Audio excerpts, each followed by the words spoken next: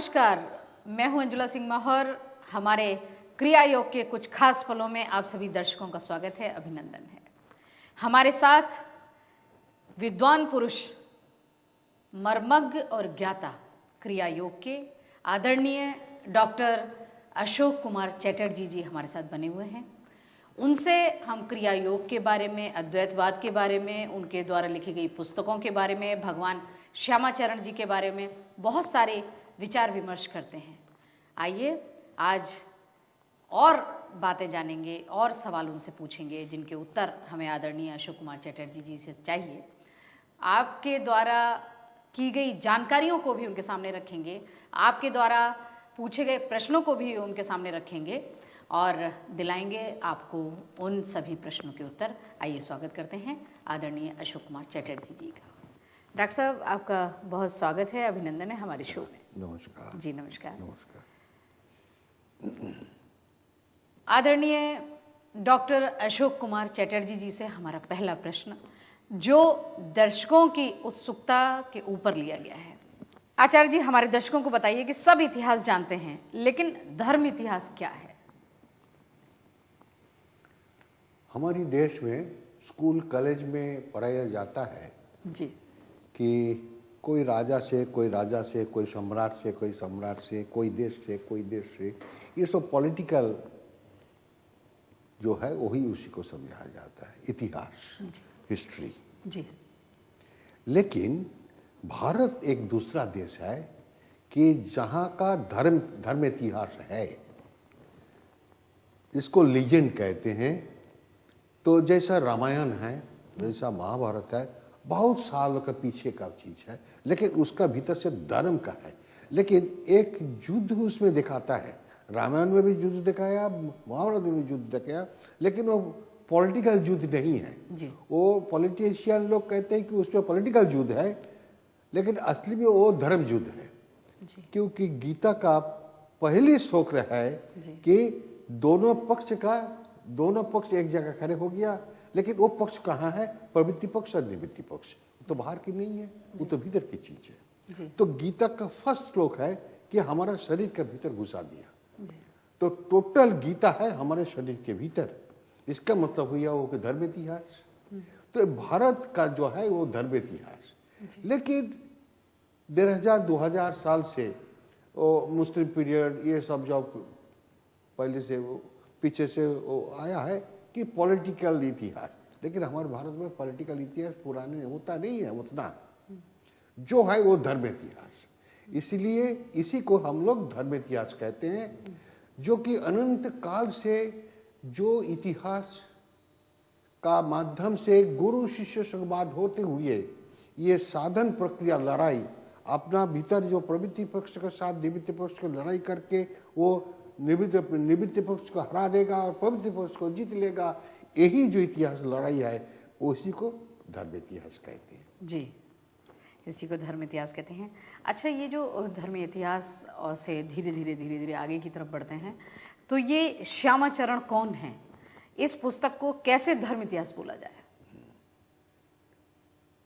इसलिए है कि एक तो है पुराण पुरुष जो किताब है, उनका लाइफ बायोग्राफी है, लेकिन वहां से चुन चुन करके उनके ऊपर रिसर्च किया गया है। अब रिसर्च दो किस्म का होता है जी।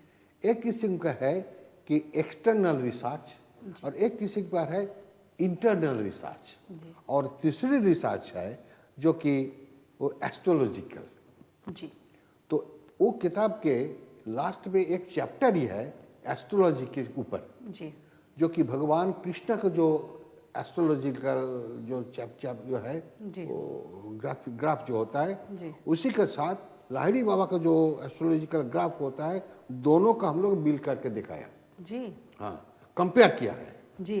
वो भगवान कृष्ण से और भगवान श्यामाचरण से कंपेयर किया है। बहुत बड़े बड़े एस्ट्रोलॉजर्स को लेकर के हम लोग बैठे और डेज आफ्टर डेज उससे डिबेटिंग हुआ। हम कहते किया है, वो कहते किया है, ऐसा करके लास्ट पे फाइनल में आया, उसी को दिया गया है।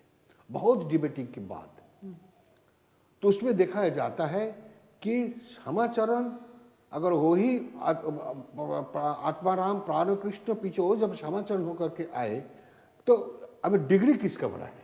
जी। तो देखते कि वो दोनों क्षत्रिय था, हाँ। आत्माराम और प्राण कृष्ण क्षत्रिय था, लेकिन ये ब्राह्मण हो गया। तो ब्राह्मण होने से उनका डिग्री तो ज्यादा होना ही चाहिए, वो ही उसको निकाल दिया। वो निकाल करके देखा जाता है कि ये दोनों का डिग्री से इनका डिग्री ज्यादा है। जी। क्यों? कि 50,000 to 80,000 ईयर्स लाहिड़ी बाबा का एरिया रहेगा जी। और 15,000 ईयर्स भगवान रामचंद्र का पीरियड रहेगा और ओनली 5,000 ईयर्स भगवान कृष्ण का पीरियड रहेगा।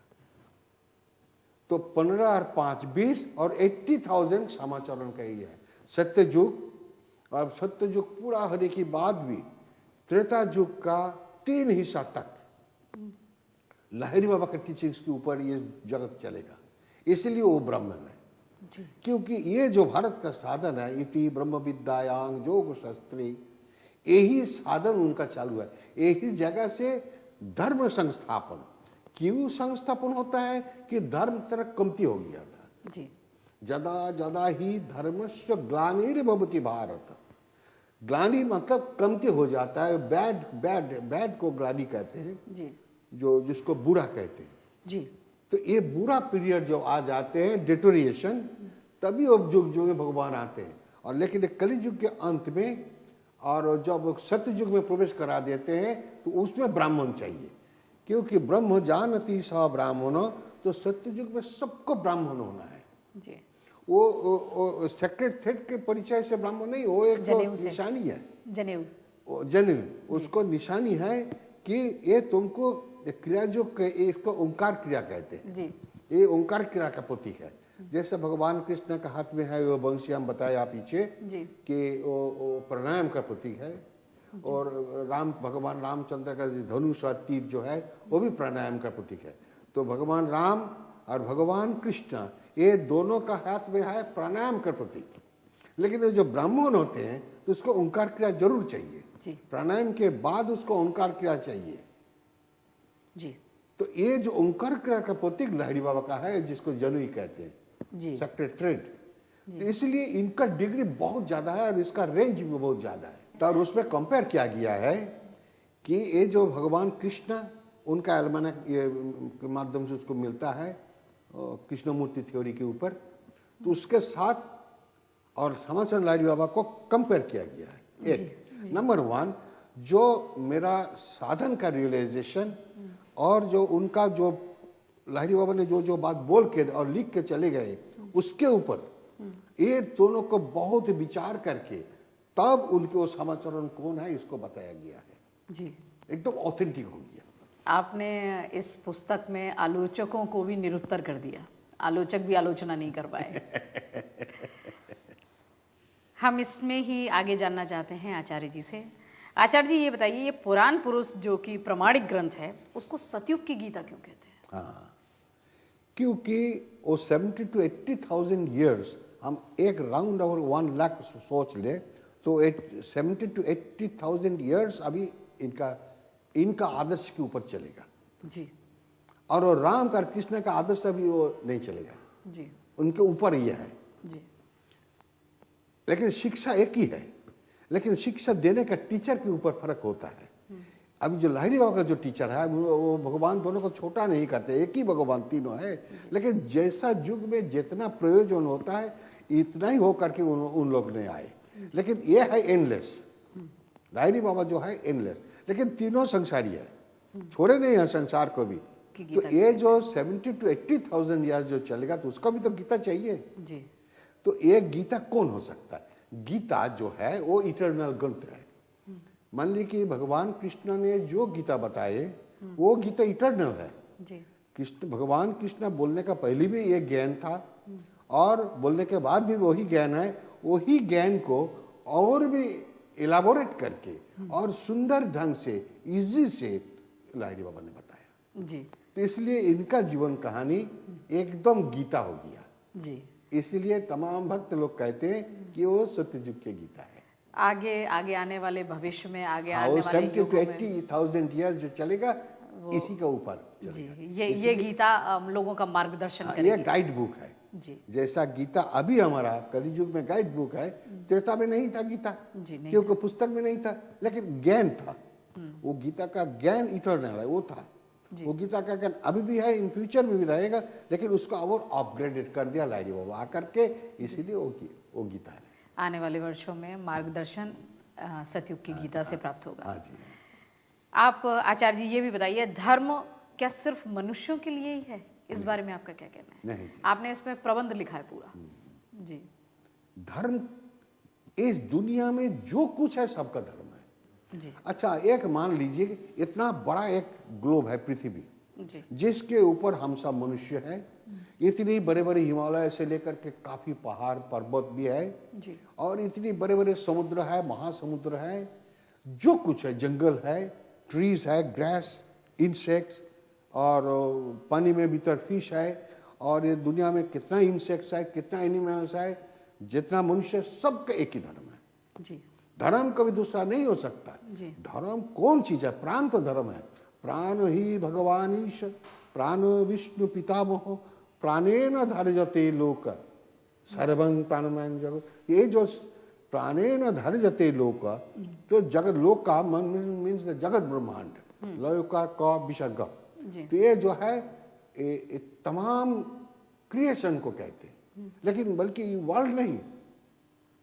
तो ये जो पृथ्वी जो घूमता है जी 365 डेज में घूमता है, 24 आवर्स में घूमता है, इसका मालिक कौन है? जी इसका कोई फ्यूल है? इसका कोई पेट्रोल है? इसका कोई कोल इंजन से चलता है? कुछ उसका कोई ड्राइवर है? कुछ भी तो नहीं है।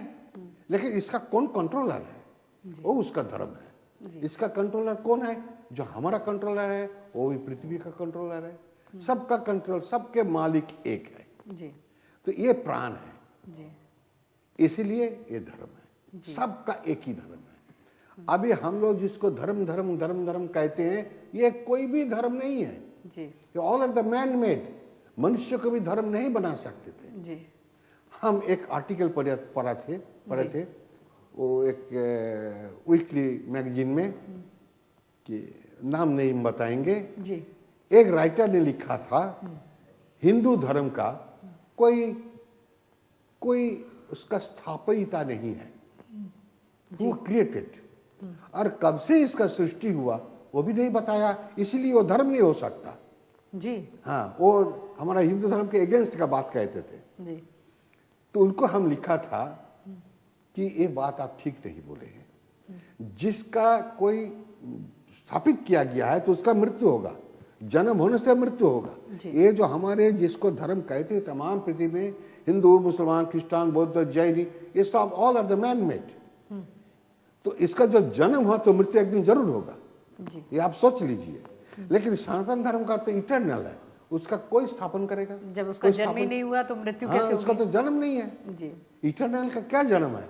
हमारा देवादिदेव महादेव का तो जन्म नहीं देखा, इसलिए उनकी मृत्यु हाँ, जोगेश्वर हरि नारायण का तो जन्म नहीं देखा, इसके लिए मृत्यु नहीं दिखाया। जी तो सनातन धर्म का उसका जन्म नहीं है।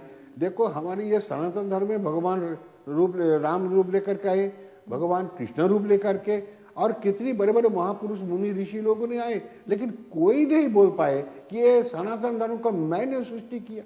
जी हिम्मत नहीं है। क्यों हिम्मत नहीं है? कि वो तो असली ने बनाया नहीं है। वो महात्मा महायोगी अब जब से आया उसका पहले से था, क्योंकि वो इंटरनल है। जी इंटरनल है, वो सबके भीतर है। इसीलिए ये धर्म का कभी मृत्यु नहीं है, ये इंटरनल है। क्योंकि जो पैदा नहीं हुआ उसका, जो पैदा नहीं हुआ उसका तो जन्म उसका नहीं चलेगा। अब ये सत्ययुग आने दो, सत्ययुग आने के बाद क्या होगा? ये जो जितना मैन मेड जिसको धर्म कहते हैं, असली वो धर्म नहीं है, कम्युनिटी है। जी हमारा कानून में लिखा है, आईपीसी सीआरपीसी में कम्युनल राइट, रिलीजियस राइट तो नहीं लिखा है। तो क्यों उसको हम रिलीजन बोलेगा? हमारा कानून में तो एक्सेप्ट नहीं किया उसको, कम्युनिटी स्वीकार किया है, तो कम्युनिटी है। तो कम्युनिटी बहुत हो सकता है, और कम्युनिटी का जन्म हो सकता है, तो मृत्यु भी हो जाएगा। कब मृत्यु होगा? जब सत्ययुग आ जाएगा, यही ब्रह्म विद्या आ जाएगा और सब निकल जाएगा। जी और खाली वो नहीं निकलेगा, उसके साथ साथ जैसा हमारा हिंदू धर्म में मंदिर है, सनातन धर्म में मंदिर नहीं है। जी अच्छा। तो सनातन धर्म का ऑफशूट है जो कि हिंदू धर्म है, वो भी इसका एक दिन जन्म हुआ, सिंधु से तो हिंदू आ गया, वो भी खत्म हो जाएगा। तो हिंदू, मुसलमान, क्रिश्चियन, बौद्ध, जैन जो कुछ है नहीं रहेगा जी। क्योंकि उसका एक दिन आज से मान लो कि 2500 ईयर्स बिफोर वो बुद्ध धर्म आया, इसके बाद 2010 ईयर्स के बिफोर में क्रिश्चियन धर्म आया, इसके बाद 1400-1500 ईयर 1000 बिफोर मुस्लिम धर्म आया। ऐसा जो धर्म आया all of the man made, सत्य आएगा तो सब लुप्त हो जाएगा जी। और जितने मंदिर, मस्जिद, गिरजा जो कुछ है, पगोडा, सब कुछ भी नहीं रहेगा। सबके लिए एक ही ब्रह्म विद्या है, इसलिए वो कम्युनिटी नहीं है तो एक धर्म है जी। और एक धर्म जो है तो झगड़ा नहीं होगा। कोई पिता माता का एक लड़का हो तो उसका जो प्रॉपर्टी है लेकर के 2 लड़का होने से झगड़ा होगा, एक लड़का होने से झगड़ा नहीं होगा जी जी जी जी। बस तो एक ही जब धर्म है तो झगड़ा नहीं है और वो कम्युनिटी नहीं हो सकता जी। वो सिर्फ धर्म है, वो केवल धर्म है, सबको वो धारण करके है। वो प्राण जो है उसमें हिंदू, मुसलमान, क्रिश्चियन, बौद्ध, जैन का कोई फर्क नहीं है, सबके भीतर। बल्कि वो जितने एनिमल्स, इंसेक्ट जो कुछ है, ट्रीज, ग्रास, स्काई, मून, सबका एक ही धर्म है, सबका एक धर्म। देखिए एक मैंगो ट्री है और इधर में तो कोई दूसरा ट्री है और दोनों बाजू में खड़े हैं जी। वो झगड़ा नहीं करते, लेकिन मनुष्य क्योंकि उसके भीतर इंद्रिय नहीं है जी, प्राण है, लेकिन प्राण से इंद्रिय पैदा नहीं होता है, उसका बॉडी ऐसा ही है जी। लेकिन ये जो मनुष्य है, एनिमल है, इसका प्राण में इतना एक सिस्टम है कि उसका भीतर में इंद्रिय पैदा होता है, तो इंद्रिय से झगड़ा होता है जी। हमारा भीतर में मन है, वो ट्रीज का भीतर मन नहीं है, लेकिन उसका फीलिंग है, उसको जब कट देते हैं उसका दर्द होता है जी। सर्वंग प्राणमय जगत, वो ट्री का भीतर भी प्राण है। वो आचार्य जगदीश चंद्र बोस साइंटिस्ट था, उसको लैबोरेटरी से प्रमाण किया उसका भीतर प्राण है जी। लेकिन हमारे शास्त्र बोला कि सर्वंग प्राणमय जगत, कोई नया चीज नहीं है, हमारे भारत में ये चीज हमेशा ही है जी। आचार्य श्री ने बताया कि धर्म वो है जो धारण किया जा सके, धर्म वो है जो प्राण है और प्राण वो है जो ईश्वर है। इसलिए बहुत सारे धर्म होने का तो प्रश्न ही नहीं उठता है, सिर्फ एक धर्म है जो प्राण है। और आचार्य श्री से जानते हैं अगले प्रश्न का उत्तर। आचार्य श्री बताइए कि प्रचलित धर्मों के माध्यम से मनुष्य मात्र का पृथ्वी का कल्याण क्या संभव हो सकता है या हुआ है, इसके बारे में विस्तार पूर्वक। प्रचलित धर्म जो है तो इसमें बाहर का पूजा दिखाया जाता है जी, मंदिर में जाकर के प्रणाम करना, ये सब दिखाया जाता है, फूल चढ़ाते हैं, धूप चढ़ाते हैं, ये सब होता है, तीर्थ भ्रमण करते हैं और कुछ मंत्र भी स्पेलिंग का उच्चारण करते हैं, ये सब हम लोग प्रचलित धर्म में देखा जाता है। लेकिन ये जो आत्म क्रिया जो है, प्राण क्रिया जो है, जिसको क्रिया जो कहते हैं, ये प्रचलित नहीं है, ये हमेशा है जी। ये प्रचलित अप्रचलित दोनों के ऊपर है जी। तुम करो और ना करो, नहीं कोई ना कोई जन्म में आकर के ये साधन तुम करना ही पड़ेगा जी, यही इसका वर्डिक्ट है जी। अभी देखिए प्रचलित धर्म से इसका फर्क यही है कि ये प्रचलित धर्म से आत्मज्ञान नहीं होगा जी और मुक्ति नहीं होगा जी, सीधा बात है। आपका जो प्रेयर है कभी कभी एक्सेप्ट हो सकता है जी, जैसा तीर्थ में, बड़े बड़े प्रसिद्ध तीर्थ में हम लोग जाते, प्रणाम करते, वो ये मंदिर में जो भगवान का मूर्ति है बहुत जागृत है, हम लोग हमेशा कहते हैं, तो जागृत जाति को पूजा चढ़ाते तो हमारा मनोकामना तो कभी कभी पूर्ण हो जाते हैं जी। लेकिन हमारा मुक्त नहीं होगा, छुट्टी नहीं मिलेगा जी। ये जो जन्म मरण के और सुख दुख के ऊपर हमारे जो जन्म हमेशा चलते हैं, ये कभी रुकता नहीं है जी। इसको कौन रुकने वाले हैं जी। अभी ट्रेन इधर से हम, मोटर इधर से हम छोड़ दिया, अभी रुकता नहीं है, क्यों? कि उसका काफी पेट्रोल है और एक्सीलरेटर ऐसा रुक गया कि अभी उसको रुकना मुश्किल है जी। तो ऐसा ही हो गया कि इसको रुकने वाले कोई नहीं है, इसको रुकने वाले प्रचलित धर्म से संभव नहीं होगा जी। मैं किसी को विरोध में नहीं है, लेकिन जिसको ये आत्मक्रिया मिला नहीं है और इसके प्रति उसका विषाद जो उसका जीवन में नहीं आया, उसका तो कुछ करना चाहिए जी। इसीलिए प्रचलित धर्म है जी। और यह प्रचलित धर्म कलि युग में आया जी। कलि युग खत्म हो जाएगा तो जब सत्य युग आ जाएगा तो लहरी बाबा खुद बता दिया 100 से 100% ये बैठ करके ब्रह्म साधन करें। सत्यजुग। जी उनका तो वर्डिक्ट दे दिया। जी। और सत्यजुग का मनुष्य सादा होगा, मतलब मन का सादा होगा। अच्छा, कोई बुरा मन का आदमी नहीं होगा, पैदा नहीं होगा। सब ब्राह्मण होंगे और सब सनातन ब्रह्म धर्मी होंगे। सब ब्रह्म जानती, सब सब ब्रह्म जानने के लिए तैयार है। जी एकदम सोल्जर रेडी है सब। जी।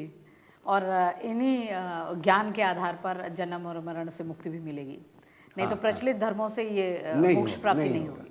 कुछ आपका मनोवासना को पूर्ण हो सकता है, इससे ज्यादा नहीं। इससे ज्यादा छुट्टी नहीं मिलेगा, मुक्ति नहीं होगा। जी, सीधा बात है। मंजिल को प्राप्त नहीं कर पाएंगे, बस नहीं, रास्ते नहीं, पर चलते नहीं। रहेंगे। मंदिर तो ये शरीर मंदिर है जी जो शरीर मंदिर, जो आदमी शरीर मंदिर के भीतर जो प्राण कृष्ण बैठे हैं उसका पूजा करने को नहीं जानते हैं, बाहर का ईंट काट पत्थर का बना हुआ मंदिर में जाते हैं। जी जी जी। तो इसी तरीके से जन्म मृत्यु के बाद जितना परिशुद्ध होते लगेगा, तो आखिरी में उसका तो यही साधन करना ही पड़ेगा। जी लाहिरी बाबा बोल दिया, तुम जिस प्रकार से भी साधन करो, कोई ना कोई जन्म में आ करके तुमको ये साधन करना ही पड़ेगा, नहीं तो तुम्हारा मुक्ति नहीं होगा। जी। एकदम लाहिरी बाबा का वर्डिक्ट है। जिन वर्डिक्ट्स को आपने 100 वर्डिक्ट को एक जगह संकलित भी किया है। हाँ, ओ उसमें भी है। जी जी उसमें भी जी है। जी। आचार्य श्री, हमारा आपसे अगला प्रश्न, और वो बड़ा गंभीर और गूढ़ रहस्य वाला प्रश्न है जो मैं अब आचार्य जी से करने जा रही हूँ। आचार्य जी बताइए कि एक भगवान, एक धर्म, एक विश्व और एक मनुष्य के बारे में विस्तार पूर्वक बताइए। हम जो वो विश्व धर्म सम्मेलन में गया था फ्रांस में जी 1997 में, जी, उस सम्मेलन के बारे में भी हमारे दर्शकों को बताइए। जी तो उसमें क्या हुआ, भारत का ऑनली प्रतिनिधि रूप से हमको बुलाया था जी, और हमको वो जज करके भी रखा था। तो मुझको बहुत सम्मान दिया उधर में, इंडियन जोगी बोल के, और ओपनिंग लेक्चर हमारा था 35 लैंग्वेज में, उसका ट्रांसलेट हो जाता तो ऑटोमेटिकली मशीन के माध्यम से। जी, तो हमारे भारत नहीं है, वो तो टेक्नीशियंस वो लोग बहुत जी, आगे जी, बढ़ जी, गए जी, ना, जी, इसीलिए वो ट्रांसलेटर्स, रिचेस्ट देश है। जी तो हुआ, हमको बहुत किस्म का प्रश्न रखा था हमारे पास में, जो कि और कहीं ऐसा प्रश्न नहीं रखा था कि ये जो वर्ल्ड जो अभी है अनरेस्ट, इसको कैसे इसको बचाया जाए, जी ये जो अनरेस्ट है उसको रेस्ट में कैसा लाया जाए। जी। तो बहुत से सारे बात बोलते बोलते बोलते बोलते ये लोग को समझ में नहीं आते थे, और इंग्लिश से बात होते थे, लेकिन तभी भी उन लोग को तो आइडिया नहीं है, इसके बारे में कोई ज्ञान नहीं है। जी तो लास्ट में हम बोला कि देखो, दो भाई होने से झगड़ा होता है, एक भाई होने से झगड़ा नहीं है। तो एक धर्म हो जाए तो झगड़ा किससे होगा। जी अभी बहुत से धर्म हैं, इसीलिए ये धर्म बोलते कि मेरा धर्म बड़ा है, हमारा देखो कि 50 करोड़ आदमी है, वो कहते कि तुम्हारा क्या, हमारा तो 100 करोड़ है।